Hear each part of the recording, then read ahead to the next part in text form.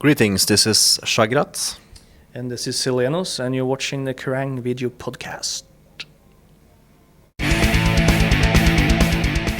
Hello and welcome to the Kerrang podcast. Joining us this week is Dimmu Borgir, Silenoz and Shagrath. How are you doing today? Good, how are you? I'm good. Pretty good. Cool. So we're here to talk about your new album, Abrahadabra.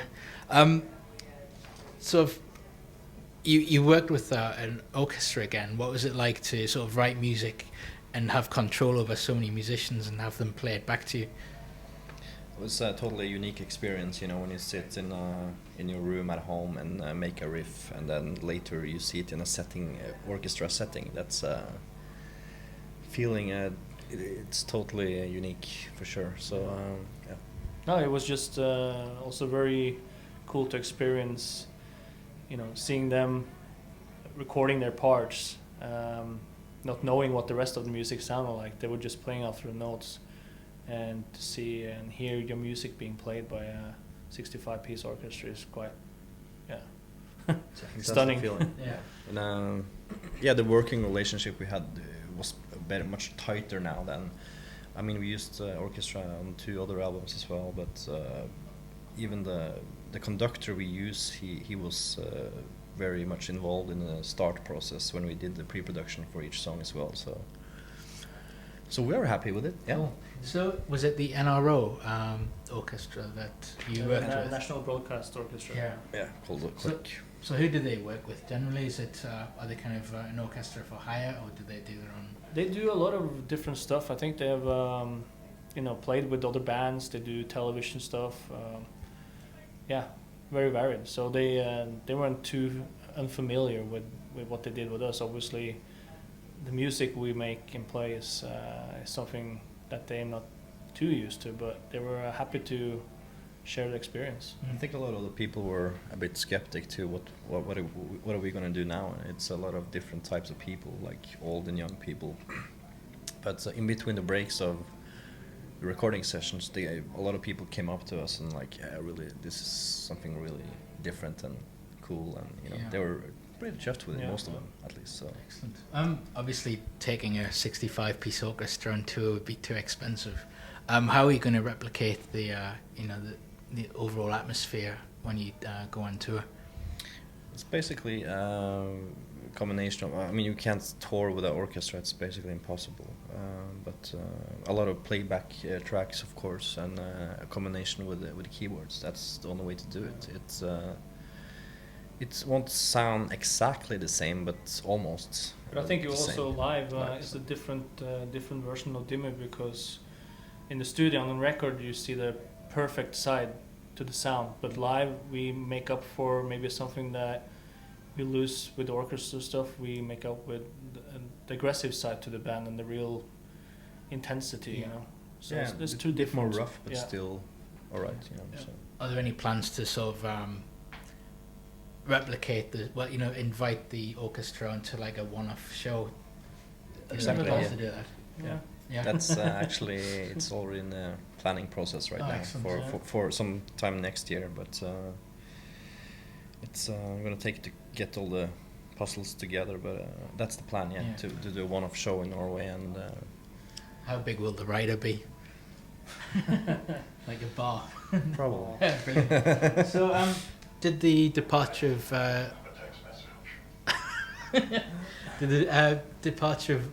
ICS Vortex and Mustis have a big effect on the songwriting for this album?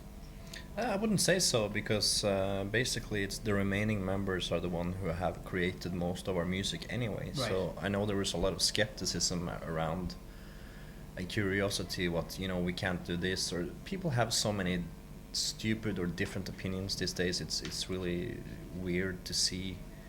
Like, some people mention that, there will not be any keyboards on the next Dimmu album because Mustis was fired. And they were like, some people are they still a band? I mean, they lost the 2 prominent members. I mean, okay. And I can understand. I can understand people get upset about it, because I mean, if you get connected to a band or like a band, you maybe can find your favorite member of the band, whatever. It's the same thing.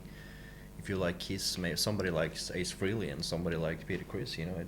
But they're not in the band anymore. It's still there, Yeah. you know. But So yeah, I mean, things changes, and this is a new start for the band, and but still, I mean, we have basically decided to take everything to the next level, do little soul searching, and try not to repeat ourselves too much in the musical, but also the visual direction, you know. So when we started recording this album, we went to different studios than we have done before, and tried to think a little bit more out of the box. And some people have problems with that, you know. But some people as have an problems answer, with change, you know. yeah. But as an changes are good, at least for us as musicians. You know, I wish some people could maybe see it a little bit from more from our point of view. Yeah. You know, if we would repeat ourselves too much, what would be the point of continuing, basically? So, Yeah, but the answer to your question is, I mean, I still think the ingredients we are known for is still there in the music. So, even though we have decided to kind of do things a bit differently. Yeah, so I mean, I think you mentioned Kiss earlier, and I don't want to compare us to them, but in many ways, the music of Kiss is bigger than the members, almost, you know. And this it's kind of the same with Dimmu. It's like the music exceeds whoever is in the band. Obviously, it wouldn't be a band without us, but still, at the same time, you know what I mean? And so that's why we haven't really focused on announcing who's doing what in the band. We want people to focus on the music and the album as a whole thing, you know. Yeah. And I also think like a lot of the skepticism will probably people get more answer to their questions when they hear the album. I think because it's there's just so many different opinions, you know, all that stuff. So I think the puzzle will come more together when they hear the result of the record. That's what I. That's why we never wants to believe. You know, anyway, we when the bad and negative stuff happened last year, we put it behind us and moved on right away, and started writing the album, and you know, Did it simple as that, really. Yeah. Did it push you to, you know, losing members and people saying it's not Dimmu anymore? Did that inspire you to write? It's frustrating. So in the back of your head, I'm sure it helps you to push yourself, you know. And still, also, I think all the negativeness we have been through makes us a stronger band. You know, it connects us more. I think at least the working process and of both of the record and what we have been going through, like the last year, has connected us more to each other in a way that we are stronger than ever. Yeah. And nothing comes for free, you know. We have been working for it, you know, and so the harder you work, the more results you will have. Yeah. You're going on tour with Cohn later in the year. It's a bit of an unusual pairing. Do you think it'll work in practice? That remains to be seen, but we have always been a band that never turned down a challenge, you know.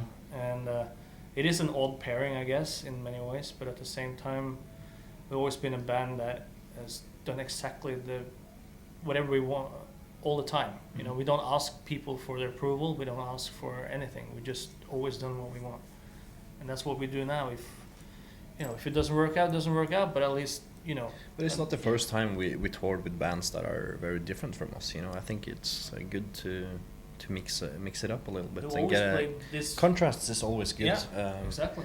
I can understand a bit the frustration. I mean, but still, if you don't want to see Cohn, just leave after we're done, or the opposite. You know, it's no big deal really. It's like the reason why we have broadened our horizon is that we always played these alternative festivals all over Europe. I mean, in '98 we played with Faithless. You know, it's like we went on straight after Faithless. Yeah, so it's like you can't get much more different.